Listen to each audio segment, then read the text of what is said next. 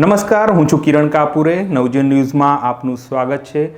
વરિષ્ઠ પત્રકાર પ્રશાંત દયાળ આપણી સાથે છે.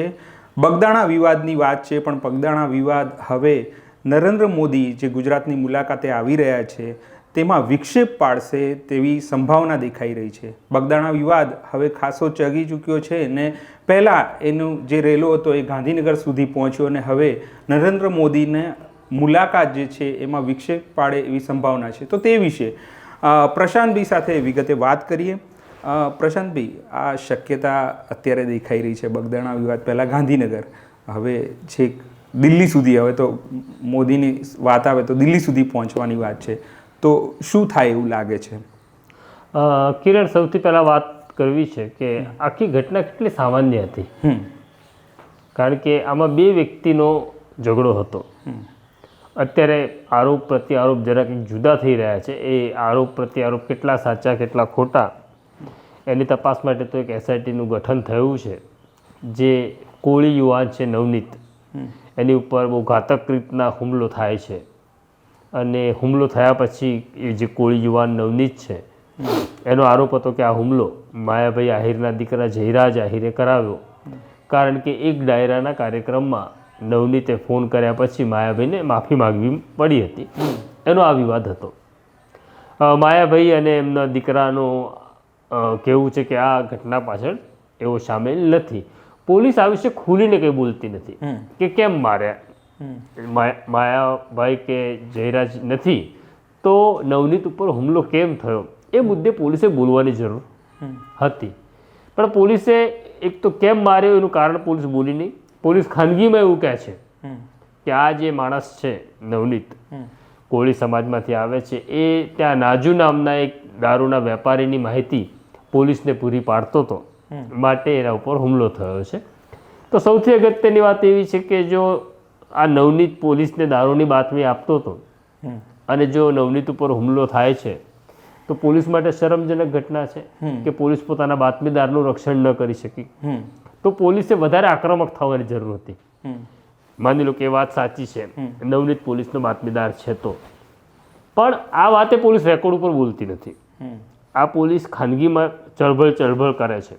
બીજી વાત એવી છે કે આખી ઘટનામાં જયરાજ નથી એવું પોલીસે પહેલા દિવસ કહેવાની જરૂર નથી. પોલીસે ફરિયાદી જે કંઈ ફરિયાદ આપતો હોય એ ફરિયાદ નોંધી લેવાની જરૂર હતી. અને એ નોંધ્યા પછી માની લો કે CRPCમાં એક એવી જોગવાઈ છે કે પુરાવા નથી મળતા તો 169 પ્રમાણે એક રિપોર્ટ થઈ શકે કોર્ટને કે ભાઈ ફરિયાદી આ 10 નામ લખાયા, એ 10માંથી આ 6 આરોપી છે, 4 સામે કોઈ પુરાવા અમને મળ્યા નથી, એટલે એમને બિન તહોમત છોડી મૂકવા જોઈએ એવી ભલામણ ભાવનગર પોલીસ કરી શકી હોત. પણ ભાવનગર પોલીસ એ કરવામાં નિષ્ફળ ગઈ. એટલે સીધી જયરાજના બચાવમાં આવી ગઈ ને, એટલે પોલીસ શંકાના દાયરામાં મુકાઈ ગઈ. બીજી વાત એવી છે કે ત્યાં મહિલા PI ડાંગર હતા. એનો પણ હવે એક ઓડિયો આવ્યો છે. એ જ્યારે ફરિયાદી નવનીતને મળવા હોસ્પિટલ જાય છે ત્યારે એમની વચ્ચે જે સંવાદ થાય છે ત્યારે પણ મહિલા PI સતત એવો આગ્રહ કરી રહ્યા છે કે જયરાજને હવે કેવી રીતના લઈએ એ કોલ. એટલે કોઈ રીતના એ જયરાજને બચાવવાવાળી વાત ઉપર પોલીસ આવી રહી હતી.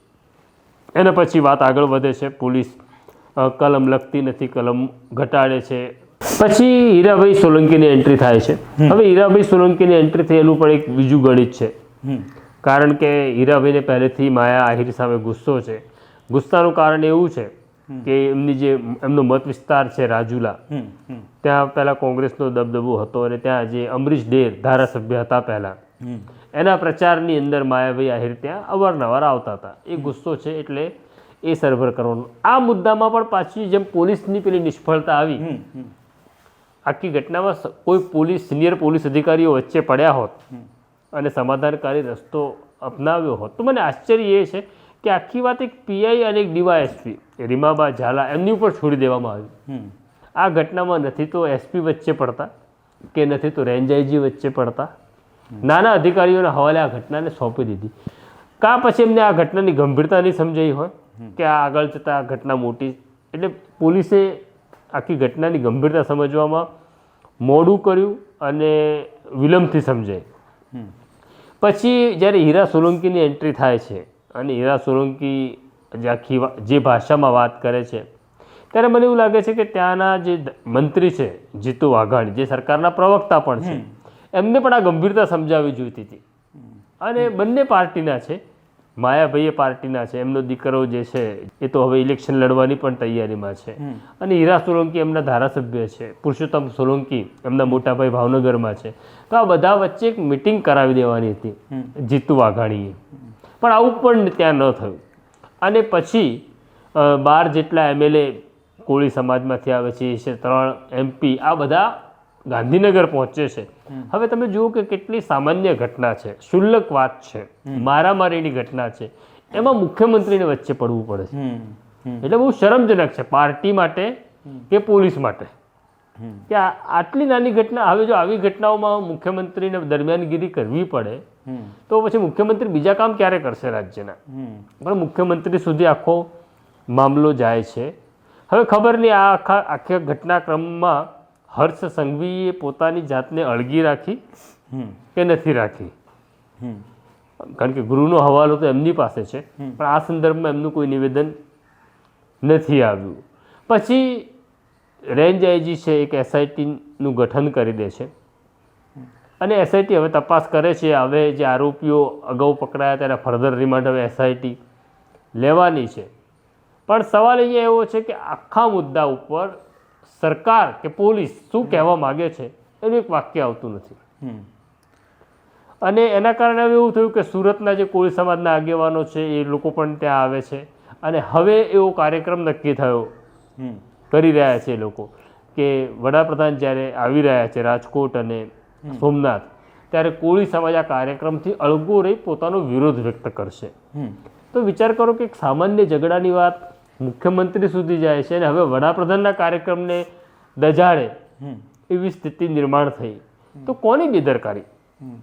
આખી ઘટનાને સમજવાની હતી ને, પણ કોઈ સમજ્યું જ નહીં. એના કારણે વડાપ્રધાનના કાર્યક્રમ સુધી વાત પહોંચી ગઈ. પણ આ જે SITની ઘટના થઈ, ગઠન થયું, તો એ જે છે એ કોળી સમાજને એનાથી સંતોષ નથી, એટલા માટે PMના કાર્યક્રમમાં વિરોધ સુધી જાય છે. કોળી સમાજે પહેલાંથી જ પોલીસને શંકાના વર્તુળમાં ઊભી કરી દીધી છે, કારણ કે પોલીસનો વ્યવહાર પણ એવો છે. એક વાત એવી છે કે પોલીસ શું કરવા માગતી હતી એટલું એની ક્લેરિટીથી પોલીસે ન કીધું.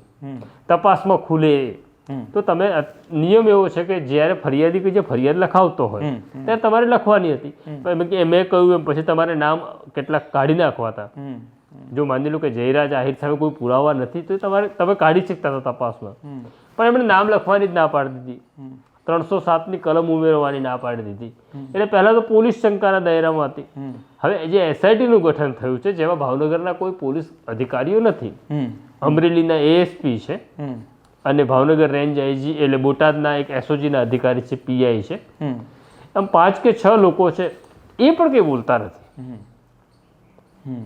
ચોક્કસ છે કે તમે SITનું ગઠન થયું છે તો હજી તમારા ફેક્ટ ફાઇન્ડિંગ્સ નથી આવ્યા, નથી આવ્યા છતાં પણ તમારી પ્રાઇમરી તપાસમાં શું બહાર આવ્યું છે એ તો તમારે બ્રીફિંગ આપવું પડે. નથી આપતા એના કારણે શું થાય છે કે માધ્યમો પોતાની રીતે સમાચાર લખે છે અને ચલાવે છે, અને એ જે સમાચાર ચાલે છે કોના ચાલે છે?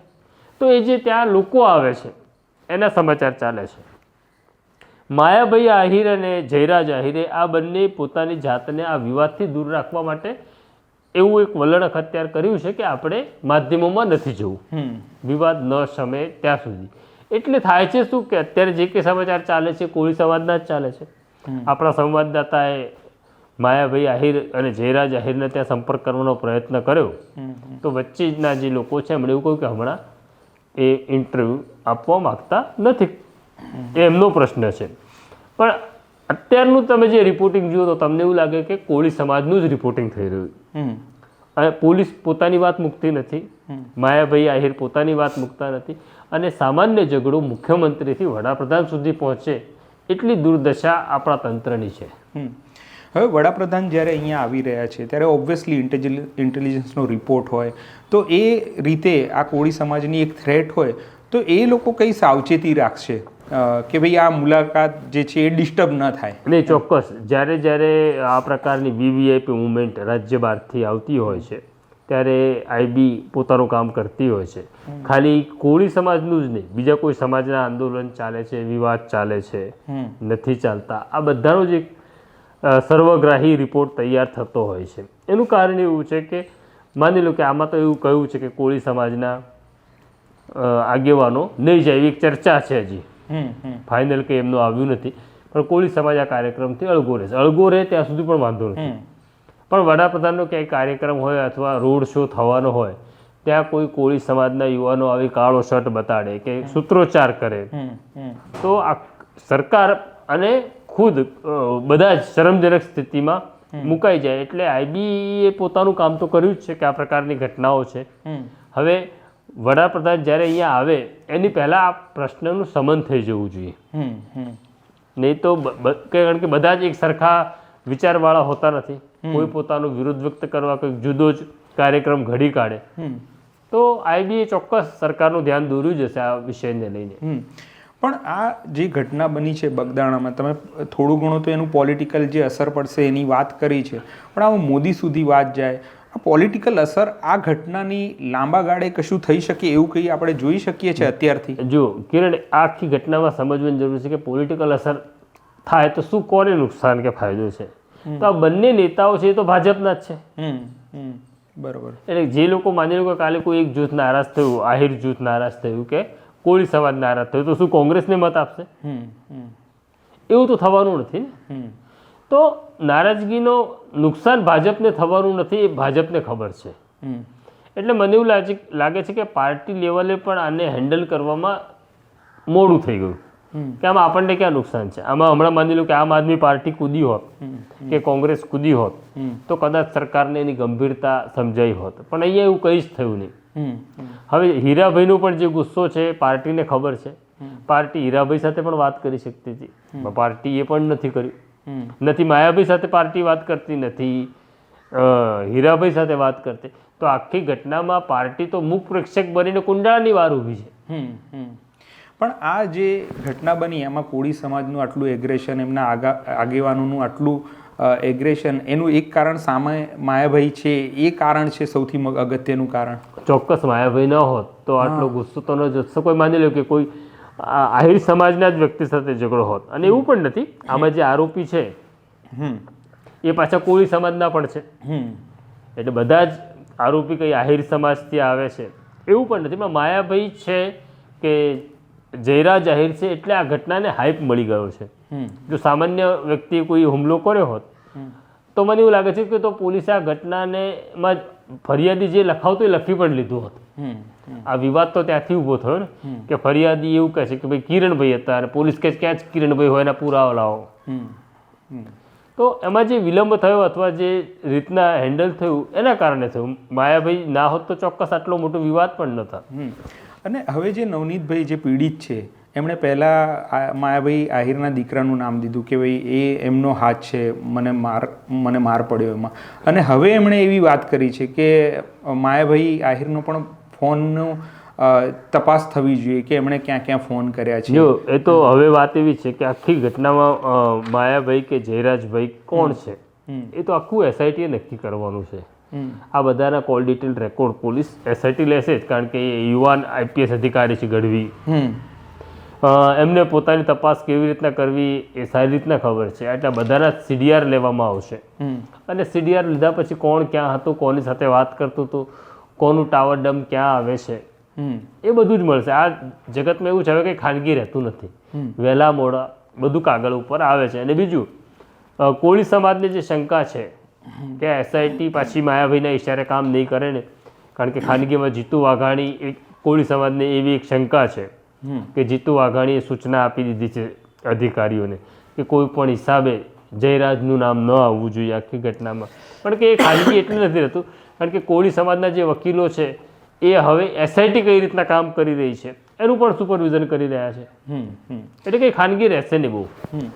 પહેલાં આપણે એક વખત એવું જોતા હતા કે પક્ષ સર્વોપરી છે, પણ હવે સમાજ સર્વોપરી છે એવી 2-4 ઘટનામાં આપણે જોયું કે જેમ કે ગેનીબેન ને અલ્પેશ ઠાકોર સમાજનું હતું, ત્યાં એક મંચ પર આવ્યા કે આમાં આ વાત હતી ત્યારે કોળી સમાજના બધા જ એક સાથે રજૂઆત કરવા ગયા. તો આ હવે નવો સિનારીઓ છે કે આવું જોવા મળતું હતું પહેલા નહીં, આ સિનારીઓ બહુ જૂનો છે કિરણ, આમાં કંઈ અચ્છા, નવું નવું નથી. સવાલ એટલો છે કે પહેલા સમાજમાંથી આવતા લોકો આ વસ્તુ જાહેરમાં કબૂલ કરતા ડરતા હતા, સંકોચ રાખતા હતા. અચ્છા, હા, બરાબર છે. હવે હીરાભાઈ સોલંકીની જગ્યાએ હીરાભાઈ દવે હોત તો બરાબર, તો એમને પુરુષોત્તમ દવે હોત તો એમને આટલું માન મર્તબો મળ્યો ના મળ્યો હોત. એ કોળી સમાજમાંથી આવે છે, કોળી સમાજના નેતા છે અને કોળી સમાજને કારણે એમને માન મર્તબો મળ્યો છે. હવે એ વસ્તુ એ જાહેરમાં સ્વીકારે છે કે અમે સમાજથી જ છીએ, તો વાયસે વર્ષા છે. સમાજ એમને રેકગ્નાઇઝ કરે છે, એ સમાજને રેકગ્નાઇઝ કરે છે. પહેલાં નહોતું થતું, હવે થવા લાગ્યું છે. એટલે કે આ નવું છે એવું નહીં, પણ હવે એ ખબર પડી છે કે આપણી કિંમત સમાજના કારણે. અને જો સમાજ સંગઠિત હોય છે તો ગાંધીનગરમાં કે દિલ્હીમાં તમારું ઉપજે છે, માટે સમાજના લોકો હવે સંગઠિત રહે છે. હવે આ છેલ્લો સવાલ, તમે સંગઠિતની તો વાત કરી, પણ સંગઠિત સાથે સાથે સમાજની સંખ્યા બહુ અગત્યનું છે. કેટલા માથા છે સમાજમાં એ બહુ અગત્યનો.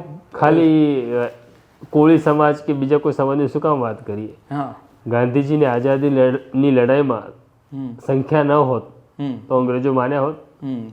ગાંધીજીને કસ્તુરબા હોત ખાલી એકલા? તો શૂન્યની બહુ કિંમતો છે. આપણે એવું કહીએ છીએ કે શૂન્યની કિંમત નથી, પણ એકડાની પાછળ કેટલા શૂન્ય લાગે છે, એ શૂન્યની તાકાત બહુ મોટી હોય છે. અને સત્ય ત્યારે જ મહાન બને છે કે જ્યારે એની પાસે સંખ્યા હોય છે. સત્યને પણ સંખ્યાની તાકાત ન મળે તો સત્યની પણ કોઈ કિંમત હોતી નથી.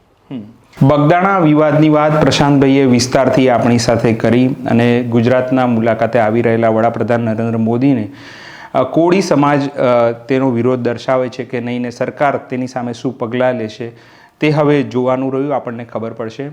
તો મને અને મારા સાથી ઉર્વિશ અને દર્શિલને રજા આપશો. નમસ્કાર.